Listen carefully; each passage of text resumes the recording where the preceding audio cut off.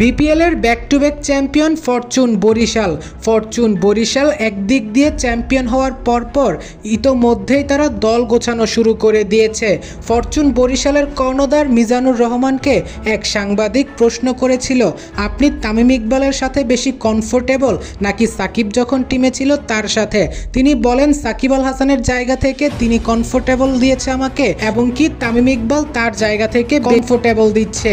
অর্থাৎ সাকিব যখন ছিল তখনও তিনি ভালো কমফোর্ট ফিল করেছে সাকিবের সাথে কাজ করে, এখন তামিমের সাথেও ভালো কমফোর্টেবল ফিল করছে। শুধু তাই নয়, তিনি এটাও জানায় যদি সাকিব এবং তামিমকে আমাকে একসাথে দেয় আমি দুজনকে নিয়েই বরিশাল নিয়ে এগিয়ে যাব।